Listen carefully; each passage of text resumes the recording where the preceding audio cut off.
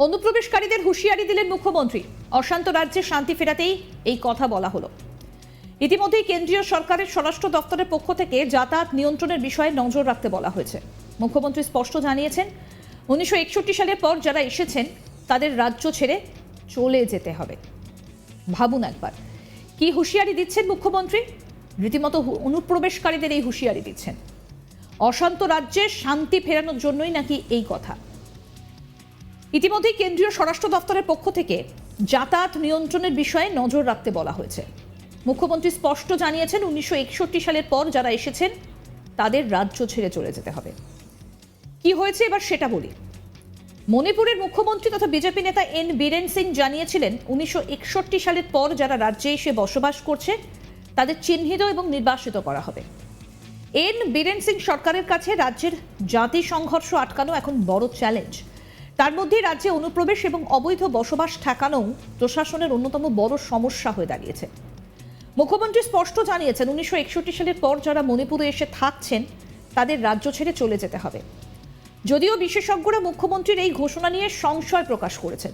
বিশেষজ্ঞদের মতে, বিদেশি চিহ্নিতকরণ উল্লেখযোগ্য পদক্ষেপ হলেও তাদের সঙ্গে সঙ্গে নির্বাসিত করা সম্ভব নয়। কারণ যতক্ষণ না অন্যান্য দেশ তাদের সেই দেশের নাগরিক হিসেবে মেনে নেবে, ততক্ষণ তাদের নির্বাসিত করা যায় না।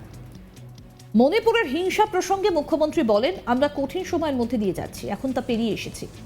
আমাদের বাঁচতে হবে। নিজের পরিচিতি রক্ষার লড়াই আমরা করে চলেছি। এটা অস্তিত্ব রক্ষার লড়াই। এই প্রসঙ্গে নাগা শান্তি আন্দোলন কমিটির আহ্বায়ক আসাম কাসার জানিয়েছেন, অভিবাসীদের চিহ্নিত করা খুবই কঠিন কাজ। ফলত মণিপুর ইচ্ছে করলেই তাদের নির্বাসিত করতে পারবে না। তিনি আরও বলেন, মণিপুরে বহু মানুষ কয়েক দশক ধরে বসবাস করছেন। তারা বর্তমানে নাগরিকত্বের স্তরে পৌঁছে গেছেন।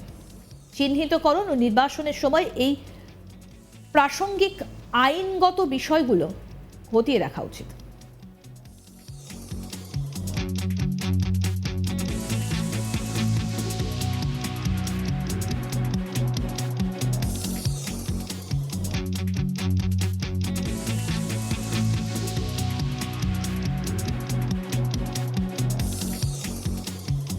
2023 মে মাস থেকে জাতি সংঘর্ষে উত্তপ্ত মণিপুর। বারবার এই রাজ্যে হিংসার ঘটনা ঘটেছে। এখনো পর্যন্ত জাতি সংঘর্ষে 180 জনেরও বেশি মানুষ প্রাণ হারিয়েছেন। চলতি বছরেও পুরোপুরি শান্তি ফেরেনি মণিপুরে। এই আবহের মধ্যেই মুখ্যমন্ত্রীর ঘোষণা খুবই তাৎপর্যপূর্ণ বলে মনে করছে রাজনৈতিক মহল। মণিপুর সরকার জানিয়েছে, গত বছর 2187 জন বহিরাগত মণিপুরের বিভিন্ন ক্যাম্পে ছিল, যারা 2021 ফেব্রুয়ারি মাসে মায়ানমারে সামরিক অভ্যুত্থানের পর মণিপুরে প্রবেশ করেছিল।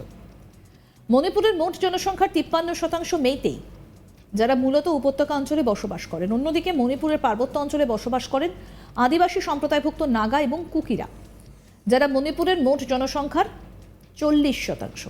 মেইতেইদের তপশিলি উপজাতিভুক্ত করার আন্দোলনের প্রতিবাদে গত বছর দুই গোষ্ঠীর মধ্যে হিংসা ছড়ায়।